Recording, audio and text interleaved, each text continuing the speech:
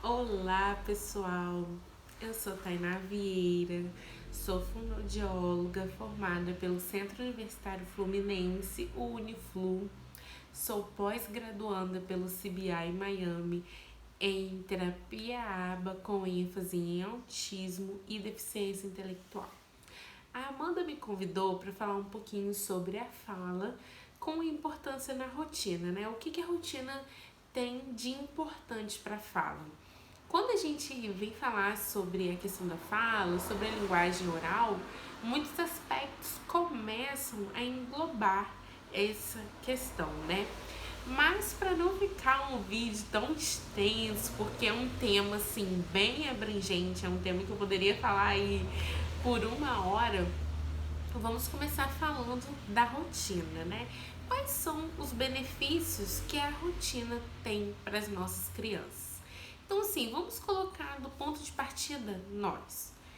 Se você amanhã sabe que você tem que sair para trabalhar, que você tem que acordar às 6, que você tem que tomar o seu banho, preparar o seu café, você se sente mais confortável e seguro no dia de hoje, porque você já sabe o que você precisa fazer amanhã. A criança é a mesma coisa. A criança, quando ela sabe o que vai acontecer no próximo dia, ela se sente mais segura e mais confiante. E também quando ela sabe que tem alguém que está zelando por ela. O adulto é a figura de proteção, de cuidado, de carinho para essa criança.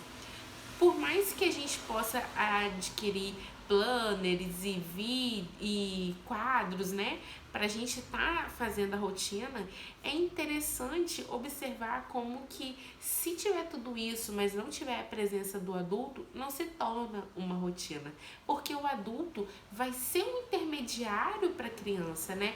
É ele que vai chegar para ela e vai dizer: olha, tá na hora de acordar. Agora nós vamos tomar o nosso café, né? Agora nós vamos arrumar a nossa cama. O adulto que vai chegar e fazer isso para a criança. E assim vai acontecer também nos locais que a criança estiver fora do seu lar, como na escola, por exemplo. Em casa pode ser a figura do pai trazendo a rotina, mas na escola é a figura da professora. Então a criança assim, ela vai saber, ela já vai conseguir compreender devido à sua vivência, né, que a figura do adulto ali é que representa a segurança, a estabilidade para ela. Tá, Tainá, ok. E mais o que a rotina vai ajudar? Bom, a rotina também vai ajudar a estabelecer regras, né? Nós precisamos seguir regras para que tudo funcione bem no nosso dia, né? Por exemplo, a nossa regra de não jogar nada no chão, porque quebra, né? Isso vai dar uma funcionalidade boa no nosso dia e isso também vai fazer com que a criança consiga reproduzir esse não jogar nada no chão, porque pode quebrar nos outros locais. Tá, Tainá, mas o que tudo isso tem a ver com fala? Quando a gente tem que montar uma rotina e a gente tem que apresentar isso para nossa criança, o que a gente faz? A gente fala com ela, né? E a fala, ela começa desde quando nós somos bem bebezinhos. Eu gosto muito de um quadro que eu vou deixar disponível para vocês, né? É uma imagem que traz o desenvolvimento da linguagem da criança, né? Ele tem como fonte um livro chamado Comunicação Humana e Atos. E lá ele vem dizendo assim, de cada tempo da criança, o que tem que acontecer. Então, por exemplo, com 18 meses, a criança ela já pode formar frases curtas, com 2 ou 3 palavras. Então, se você tem um filho, você tem um conhecido na faixa dos 18 meses que não faz isso, você sabe que tem algo errado ali. Ah, mas cada criança tem o seu tempo. Sim, cada criança tem o seu tempo. Mas a gente sabe através dos estudos que a gente precisa que as crianças estejam no seu tempo, mas de acordo com o esperado para a idade delas, né? Então eu não posso esperar que uma criança de 18 meses mantenha um diálogo com 5 frases. Não, porque não é esperado para ela. É esperado que isso aconteça aos 5 anos. Com 18 meses, são frases de 2 a 3 palavras. Eu não posso esperar que uma criança de 7 a 11 meses, ela comece a falar. Não, criança de 7 a 11 meses, ela emite alguns sons e começa a repetir palavras simples, como papá, mamá, que são fáceis de se pronunciar. Então a gente tem que estar assim bem alinhado com o que as nossas crianças devem ou não estar fazendo. Ah, mas onde isso ainda entra na rotina? É interessante a gente colocar esse hábito de conversar com as nossas crianças durante a rotina, porque a fala ela acontece não somente por uma memorização de palavras, né? Não é você virar para a criança e falar mamãe, banana. Não é só assim. Acontece com a troca verbal, né? Então eu preciso ter uma troca com aquela criança que eu estou no momento. E essa troca ela vai acontecer em diversos momentos na nossa rotina. É quando eu falo que ela tem que fazer, porque nesse momento ela tem que observar e executar uma ação. Então aí ela vai estar repetindo, o adulto vai estar modelando, conduzindo, corrigindo se necessário. E são todos os aspectos necessários para a gente adquirir a fala. A gente precisa observar, imitar, repetir para poder a gente também conseguir falar. Então só de eu ensinar como arruma a cama, ou de eu ensinar falando, né, mostrando, fazendo ação e também falando, eu já estou reproduzindo para minha criança, fazendo com que ela observe e repita aquilo que eu estou fazendo. Então, durante a nossa rotina, a gente consegue estabelecer isso. Assim como contar história. Eu falo que contar história assim, é um aliado muito bom pra gente, né? Porque contar história, eu tenho que mudar a entonação. Se eu tô contando a história dos 3 porquinhos, então o lobo mau apareceu e soprou, e nada aconteceu. Olha só a diferença da entonação. Eu trago um suspense do que o lobo mau vai fazer e depois eu dou o fechamento que nada aconteceu. Então eu tenho suspense e depois o alívio de que tudo ficou bem. E para nossa criança falar, ela precisa compreender esses pequenos aspectos, como a mudança de entonação. Ah, mas isso é realmente importante? A nossa fisionomia é realmente importante para a fala? Aprender a falar não é só repetir o que o outro fala olhando para você, é observar pequenos aspectos, é conseguir diferenciar quando a voz da mamãe, do papai tá bravo ou não tá, é conseguir perceber a ação que o meu papai, que a minha mãe tá fazendo para poder conseguir falar. Então não é só parar e repetir. Isso é muito importante, né?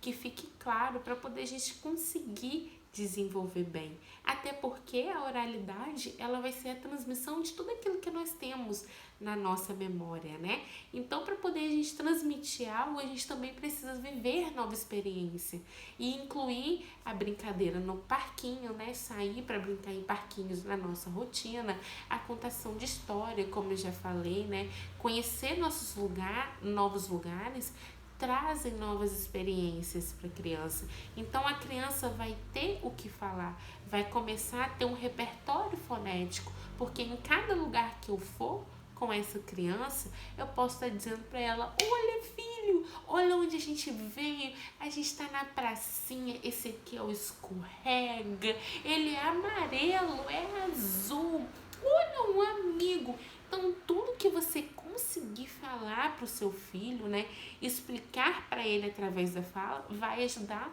no repertório fonético, na aquisição de novas palavras, porque um bebê, ele tá o tempo todo aprendendo. Então, tudo que a gente faz é um aprendizado para aquela criança. Se eu pego uma criança e não ensino nada para ela, deixo ela quieta para assim aprender sozinha, o que ela vai aprender sozinha se a gente não ensina para ela? Se eu não ensino que isso daqui, por exemplo, é um tablet, Ela vai saber que isso daqui é um tablet? Não, porque ninguém vai ter ensinado para ela, né?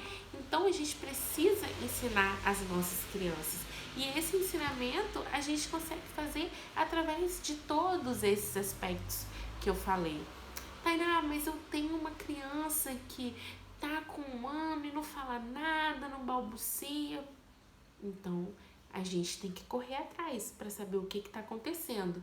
Nesse momento de pandemia, tem acontecido muito caso de atraso na fala, né? E aí as pessoas já ficam, nossa, meu filho é autista, nossa, chega muito, é autista.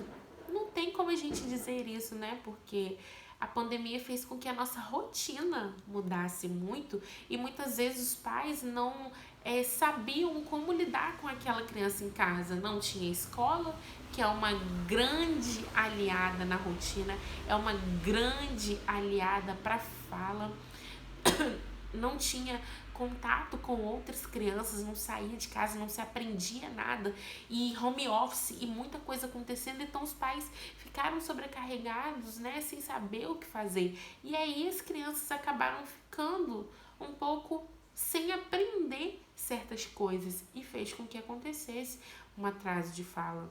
Então, o fenômeno da pandemia são as crianças que já têm 1 ano e 6 meses, já tem 2 anos, que com 2 anos já tem que se falar 300 palavras e ainda não falam nada, né?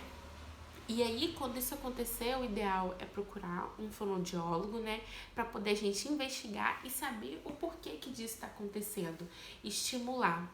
Mas em casa, o que a gente pode fazer pelo nosso filho, na escola, o que a gente pode fazer pelo nosso aluno é manter uma rotina para ele e falar tudo. Fale tudo, explique tudo. Eu sei que às vezes pode ser enjoado, né? Porque eu fico todos os dias da semana, o dia todo, falando tudo, explicando tudo, fazendo um monte de coisa com a fala. Então eu sei que cansa, sei que às vezes fica puxado para os pais, né? Que também tem uma rotina, um trabalho, uma demanda muito grande. Mas as nossas crianças, elas precisam de atenção, né? Elas precisam de nós. Nós somos os mediadores para o desenvolvimento do nosso filho. Então, se vocês começarem a pôr assim em prática esses pequenos aspectos, né?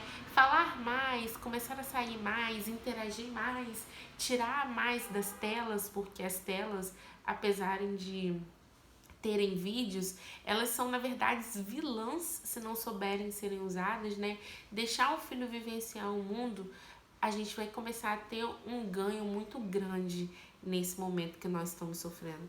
Mas nada, né, nenhuma dica que substitui a presença do profissional adequado para resolver essas questões, que é justamente o fonoaudiólogo. A fala, ela é muito ampla, né? A linguagem que vai também adentrar esses quesitos são temas que dariam pra gente destrinchar, falar por horas aqui. Mas eu quis trazer para vocês apenas um pouquinho para vocês entenderem o que a rotina realmente vai interferir na questão da fala para as crianças.